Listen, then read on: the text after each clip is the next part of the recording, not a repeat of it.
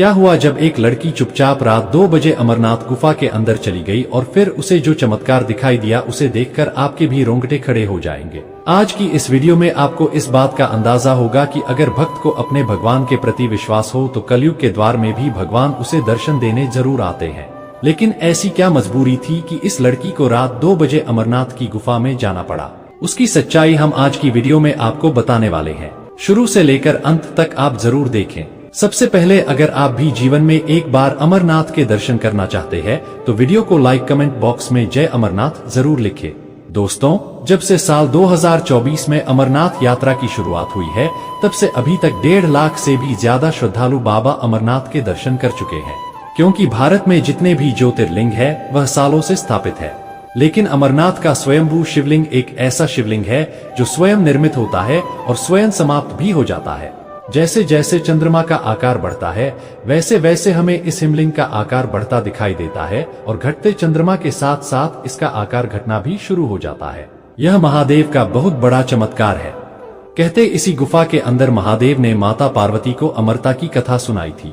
तब से अभी तक इस गुफा को अमरनाथ की गुफा के नाम से जाना जाता है। लाखों लोग साल 2024 में अमरनाथ के दर्शन कर चुके थे। उन्हीं में से एक थी सुमित्रा नाम की एक लड़की जो भगवान शिव की नगरी काशी की रहने वाली थी। वो बचपन से ही बनारस में पली बड़ी थी, लेकिन एक कार एक्सीडेंट में उसके माता पिता की मृत्यु हो गई।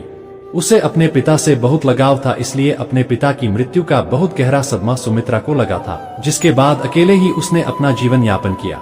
काशी में पैदाइश की वजह से सुमित्रा महादेव के अनन्य भक्त थी। अपने पिता की यादों से बाहर निकलने के लिए उसने कहीं यात्रा पर जाने का निर्णय लिया और जब बाबा अमरनाथ की यात्रा शुरू हुई तो वह अकेले ही यात्रा करने के लिए रवाना हो गई। उसके पास केवल थोड़े से पैसे थे और उसके पापा की आखिरी निशानी थी जो कि एक लॉकेट था जो उसने गले में धारण कर रखा था, जिसे उसके पिता ने मरने से पहले गिफ्ट के तौर पर उसे दिया था।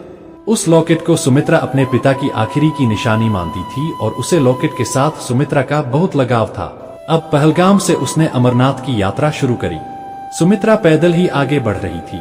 45 किलोमीटर की यह यात्रा समय समय पर चुनौतियां दे रही थी, क्योंकि मौसम बार बार बदल रहा था। कभी बरसात होती तो कभी धूप निकलती तो कभी पथरीले मार्ग बहुत ज्यादा डरा रहे थे, लेकिन फिर भी सुमित्रा लगातार आगे बढ़ते जा रही थी। 3 दिन चुनौतियों को पार करके आखिरकार वह अमरनाथ की गुफा तक पहुंचे और बाबा अमरनाथ के बहुत अच्छी तरह से दर्शन किए। लेकिन वह बहुत थक चुकी थी और अपना कैंप वह साथ लेकर आई थी, जिसके कारण अमरनाथ की गुफा के समीप ही उसने अपना कैंप बांध लिया और रात्रि वहीं गुजारने का निश्चय किया। उस क्षेत्र में खाने पीने के बहुत सारे भंडारे थे, जिससे यात्रियों को खाने पीने की कोई कमी नहीं थी। लेकिन रात्रि के समय जब सुमित्रा अपने कैंप में सोने जा रही थी तब उसने महसूस किया कि उसके गले में वह लॉकेट नहीं है जो उसके पिता की आखिरी निशानी थी। वह बहुत ज्यादा घबरा गई और इधर उधर लॉकेट को ढूंढने लगी, क्योंकि उसका लॉकेट में बहुत लगाव था। अमरनाथ की गुफा तक पहुंचने तक उसके गले में वह लॉकेट था, जिस वजह से उसे ऐसा लगा कि जरूर गुफा के कहीं अंदर ही उसका लॉकेट गुम गया है। सुमित्रा जानती थी सुबह होते ही हजारों श्रद्धालुओं की भीड़ बाबा अमरनाथ के दर्शन करने पहुंच जाएगी, जिस वजह से उसके पिता की आखिरी निशानी को ढूंढ पाना मुश्किल होगा। इसलिए उसने चुपचाप रात के समय अमरनाथ की गुफा में जाने का फैसला किया। लेकिन उसे इस बात का अंदाजा नहीं था उसका फैसला उसकी पूरी जिंदगी बदलने वाला है।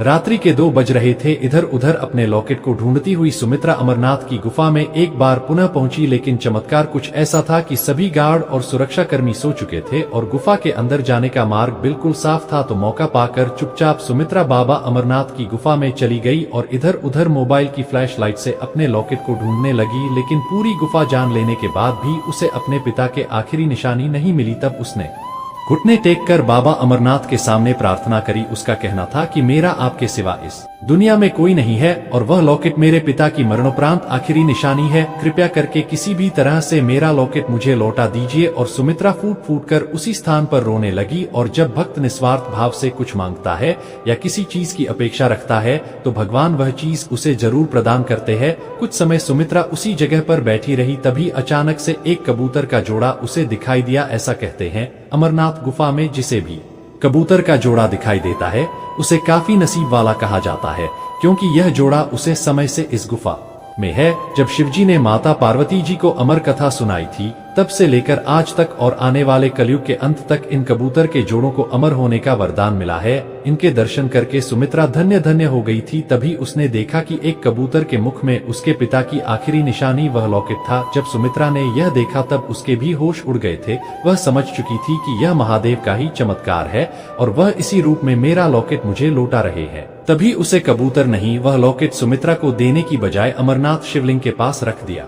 लेकिन आपकी कुछ कबूतर ने सुमित्रा को वह लॉकेट क्यों नहीं दिया? यह बड़ा ही हैरान करने वाला प्रश्न था। और अब सुमित्रा उस शिवलिंग के करीब जाने हेतु सक्षम नहीं थी, क्योंकि बीच में बहुत सारे बैरिकेड्स लगे हुए थे। मैं विचार करने के बाद उसे एक बात समझ में आई थी, यह लॉकेट भले ही मेरे पिता की आखिरी निशानी है, लेकिन इस लॉकेट की वजह से मैं हमेशा ही भावनात्मक रूप से कमजोर होती हूँ, गलत निर्णय लेती हूँ और मेरा मोह मेरे पिता के प्रति छूट नहीं रहा, जिस वजह से मैं डिप्रेशन में रहती हूँ। आज अगर इस कबूतर ने उसे लॉकेट को शिवलिंग को अर्पित किया है और अब वह समझ चुकी थी कि महादेव मुझे यह समझना चाहते हैं कि इस दुनिया में जो भी आया और जो भी गया यह सभी महादेव की ही रचना है। सच्चाई यही है कि प्रकृति की क्रिया का हम सम्मान करें और अपने भूतकाल को भूलकर वर्तमान पर ध्यान दें और आने वाले भविष्य को सार्थक बनाएं। सुमित्रा को अपना लॉकेट भले ही पर अपने हुआ था, लेकिन मन में संतुष्टि का भाव था, क्योंकि उसके पिता की निशानी महादेव को समर्पित हो चुकी थी, जो वास्तव में बहुत बड़ी बात थी। जाने अनजाने में महादेव ने सुमित्रा के साथ जो लीला रची, उसे घटना के बाद सुमित्रा कभी भी डिप्रेशन का शिकार नहीं हुई, क्योंकि वह अपनी जिंदगी में आगे बढ़ चुकी थी। अमरनाथ से लौट के बाद उसने अपनी नई जिंदगी की शुरुआत की। उसके बाद उसे महादेव जी की कृपा से बहुत सफलता प्राप्त हुई।